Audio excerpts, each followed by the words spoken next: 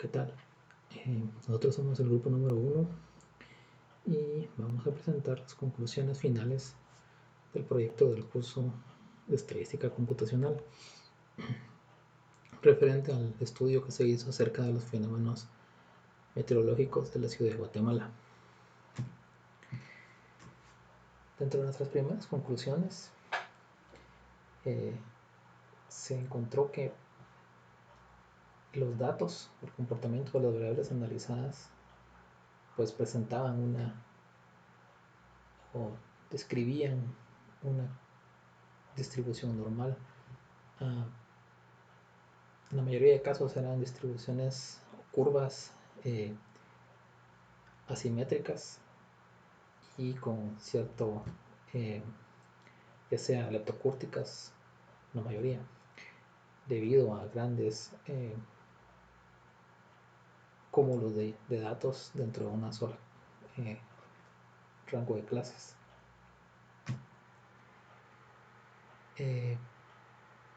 La segunda conclusión que se obtuvo fue que dentro de las variables estudiadas, como el brillo solar y la precipitación, ambas variables tenían una relación inversa, es decir, que cuando la precipitación aumentaba, el brillo solar disminuía, y viceversa, es decir, que si el brillo solar aumentaba, la precipitación pues disminuía. Esta conclusión se probó utilizando una prueba T, por lo que la hipótesis como tal de la relación que existía entre las variables pues fue confirmada. La tercera conclusión que se encontró es que la variable de días de lluvia en conjunto con la temperatura mínima absoluta efectivamente tenían una relación, solo que esta relación era del tipo directo, es decir, que conforme aumentaban los días de lluvia, aumentaba el valor de la temperatura mínima absoluta. Esta relación también fue comprobada por medio de una prueba T, y también se encontró que existía también una relación entre la precipitación, la cantidad de precipitación promedio, y la temperatura mínima absoluta. Esta relación también era de tipo directo, es decir, aumentaba una, aumentaba la otra. A más precipitación, más aumentaba el valor de la variable de temperatura mínima absoluta. Esta relación también fue demostrada por medio de una prueba T, por lo tanto se dice o se concluye que las tres relaciones fueron demostradas. La siguiente conclusión está relacionada a un análisis de varianza. En este caso el análisis de varianza que se hizo fue una ANOVA de un factor. Se realizó sobre la variable de temperatura y los tres niveles diferentes de medición que se realizó. En este caso temperatura mínima, máxima y media. Existía únicamente una muestra por cada nivel. Por lo tanto, como se había mencionado, el tipo de análisis de varianza a realizar fue una ANOVA de un factor. La idea de este tipo de prueba era pues, demostrar una cierta relación entre los valores medios de las muestras. Las hipótesis que se plantearon en este caso el primero o la hipótesis nula era querer comprobar que los valores de la temperatura media, temperatura máxima y temperatura mínima serán iguales, y dentro de las temperaturas, dentro de la hipótesis alternativa, pues se quería ver o observar si existía alguna diferencia entre estos valores. Al realizar la prueba F para ver si existía, para analizar o probar la hipótesis nula, pues se encontró que realmente no había una igualdad entre los valores medios. Se logró comprobar que efectivamente había una diferencia significativa entre la temperatura media y la temperatura máxima absoluta con respecto a la temperatura mínima absoluta.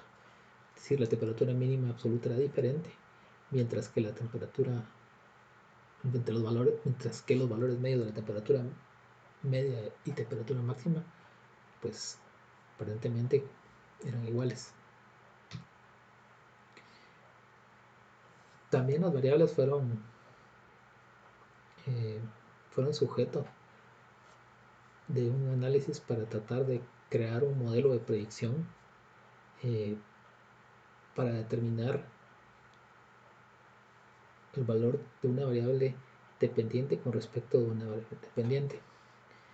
En este caso se hicieron dos tipos de regresiones. El primero fue una regresión lineal simple, y las variables que se pusieron en el estudio era el brillo solar como variable dependiente en función de la precipitación. Al realizar la regresión lineal, se pudo observar, uno de los factores que se tomó en consideración para seleccionar estas dos variables, primero fue el coeficiente de correlación, el cual pues tenía un valor alto de 0.70 o 0.71 aproximado, lo cual indicaba que existía una alta correlación entre estas dos variables. Lo que se pretendía pues era tratar de ver, bueno, dado que existe una relación alta entre estas dos variables, pues es posible encontrar un modelo que sea capaz de predecir el brillo solar en función de la precipitación. Es decir, la precipitación era la variable independiente y el brillo solar como variable dependiente. Sin embargo, al realizar la relación lineal, se observó que realmente el coeficiente de regresión pues, era un tanto bajo, estaba por debajo de 0.5, por lo que se puede decir que el modelo realmente no era muy eficiente. La función de la recta final quedó definido para poder calcular o para poder predecir el brillo solar.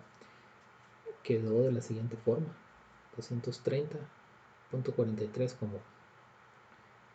como valor único, y luego con un menos 0.2652 como coeficiente que acompañaba al valor de la precipitación.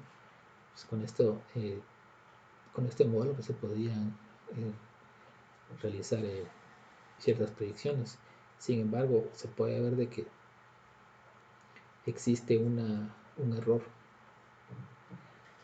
típico de 31.21, es decir, entre la línea recta pueden haber 31 unidades hacia arriba o hacia abajo.